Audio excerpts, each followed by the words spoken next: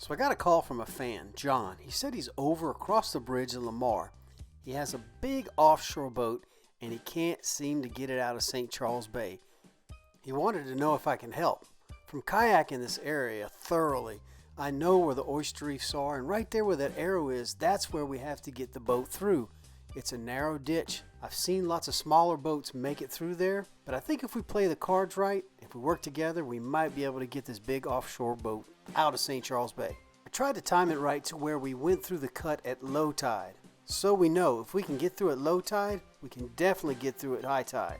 But we definitely don't want to be in a situation where we go through at high tide, the water goes down and you can't get back home. So low tide it is.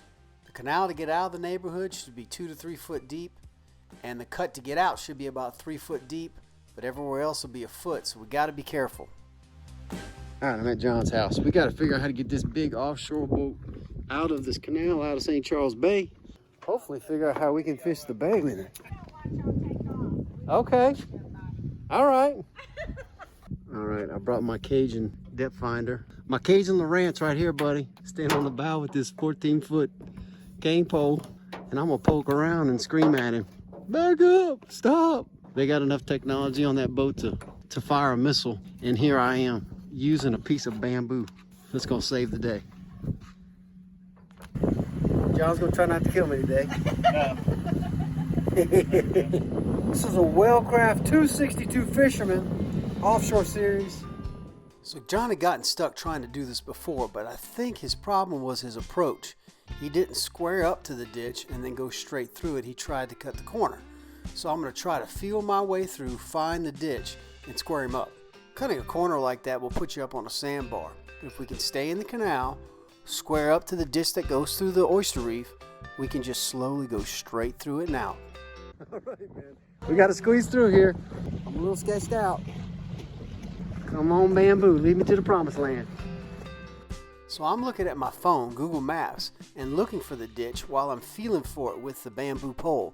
John's also cross-referencing his Garmin to make sure we're in the right depth.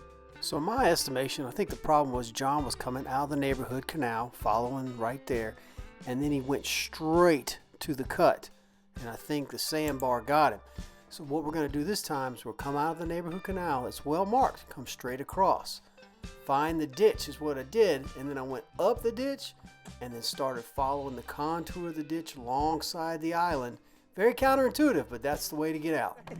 We made it. By the grace of God, we got this big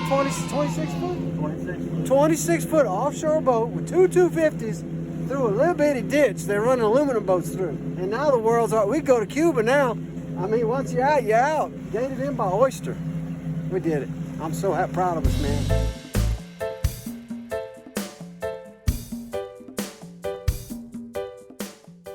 They really wanted to learn how to drift, so we had a power pole. We power pole down, throw, drift, power pole down, and it resulted in a few good fish in a big boat on a flat. And we put it in 2-3 foot of water and drifted just like we do a bay boat, and it did fine. Unbelievable. And we could turn around and go to the jetties right now for tarpon and bull res, no problem. And probably run 40 miles offshore, easy. Everybody's alive. We didn't hit anything. Now we're going home. See y'all later. I'd like to thank John for having faith in your boy to help him get out of there, man. I was sweating it, but we did it. We'll catch y'all next time.